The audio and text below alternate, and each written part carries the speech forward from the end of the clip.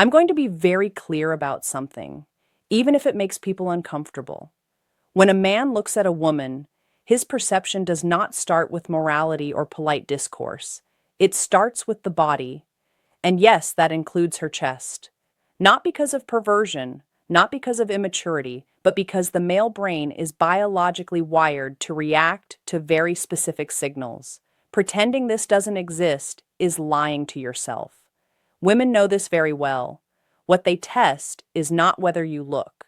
What they test is whether you are comfortable with what you feel without justifying yourself, without apologizing, without submitting. And this is exactly where many men betray themselves. Because the moment you disconnect from your own instincts, the moment you try to sanitize desire, the moment you replace presence with politeness, you lose something essential, not respect, attraction.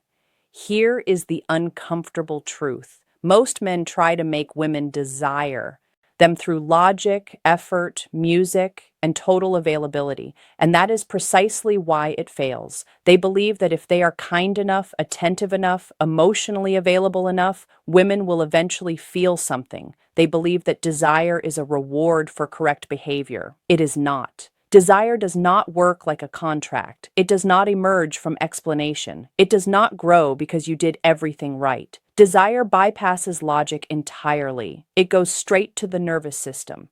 It is visceral, automatic, music unconscious, and it does not care how good of a man you are on paper. You can be stable, intelligent, emotionally mature, financially secure, music, and still watch a woman slowly lose interest without being able to explain why. Not because you did something wrong, but because you activated the wrong mechanisms. Most men misunderstand where attraction actually lives. They assume attraction is a decision, music, a judgment, a rational evaluation. But attraction happens before judgment, before thought, before language. By the time a woman explains why she feels something or why she doesn't, her body has already decided. And this is where men get trapped. They keep trying to speak to the thinking mind while attraction is being governed somewhere else entirely. Here is a crucial distinction.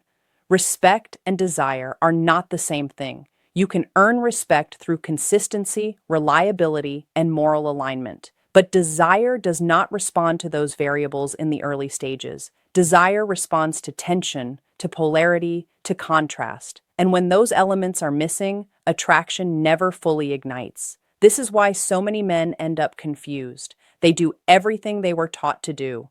They listen, they reassure, they clarify intentions, they remove uncertainty, and in doing so, they remove the very conditions that allow desire to exist. Because desire needs space. It needs ambiguity.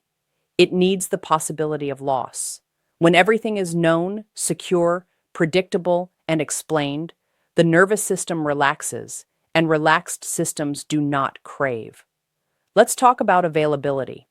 Availability is often confused with generosity, but psychologically, availability signals something else.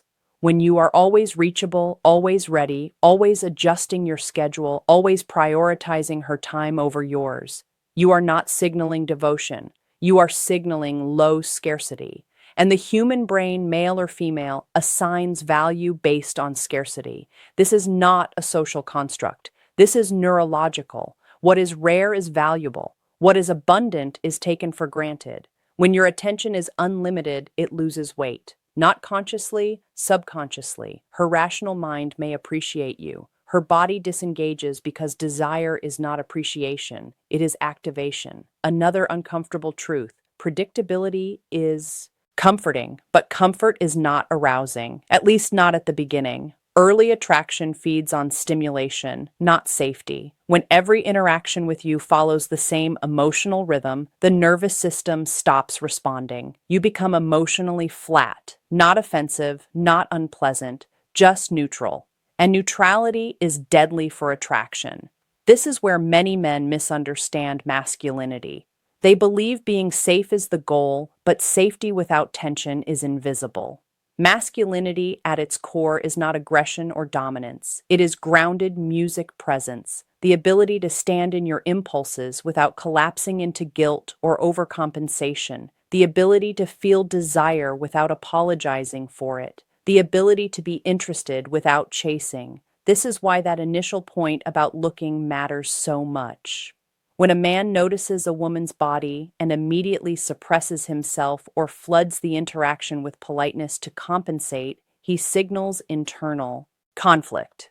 Women sense this instantly, not consciously, but somatically. They don't think he looked. They feel he is not at ease with himself, and lack of self-ease is deeply unattractive. Let's move deeper. Attachment dynamics play a major role here. When a man pursues anxiously, seeking reassurance, music, over-explaining intentions, trying to remove all uncertainty, he often activates avoidance in the other person. Even in women who are not naturally avoidant because desire requires freedom, it requires the ability to move towards something, not be crowded by it. When there is no space, desire suffocates. This is also why neediness is so destructive. Neediness is not about wanting connection. It is about requiring validation. And the moment a woman feels that her presence is necessary for your emotional stability, something shuts down, not because she is cruel, but because biologically need signals weakness. A man who needs to be chosen cannot be desired. Desire flows towards strength, not dependence. Music. Another mechanism most men underestimate is social validation. Music. Women are highly sensitive to how a man is positioned socially, not status in the financial sense, but perceived desirability. A man who is wanted, who is engaged in life, who has social gravity, who is comfortable among others, is filtered as higher value automatically. This process is unconscious. It is not jealousy. It is neurological efficiency. If others validate him, he likely has qualities worth noticing. Now contrast this with the man who isolates himself emotionally around one woman who slowly withdraws from his life. His routines, his interests, his world shrinks, and her attraction shrinks with it. Because desire does not grow in small containers. It needs expansion. The solution is not manipulation music, it is alignment.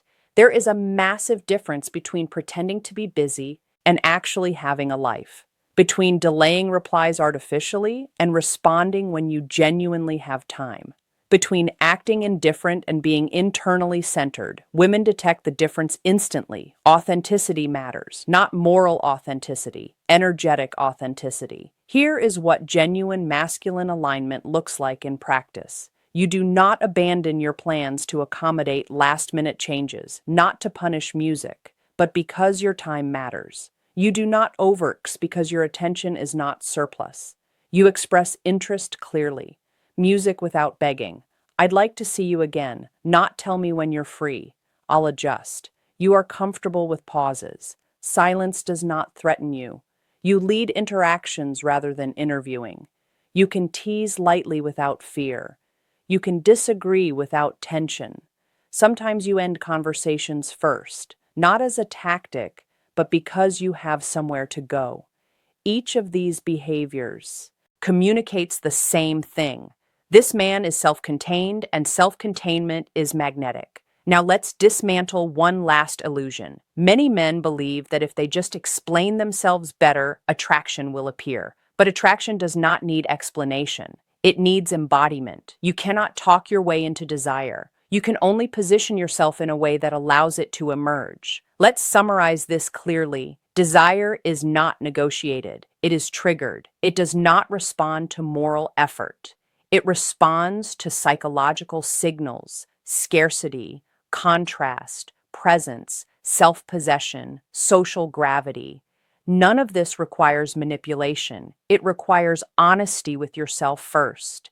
If you suppress your instincts, you leak insecurity. If you chase validation, you signal need. If you abandon your life for approval, attraction dies. The paradox is simple. The more complete your life is, the less you need desire. And the less you need it, the more likely it appears. If this resonated with you, reflect on it. Not emotionally, strategically. Where have you over-explained? Where have you over-invested? Where have you replaced presence with politeness? That's where the shift begins. And that shift has nothing to do with women. It has everything to do with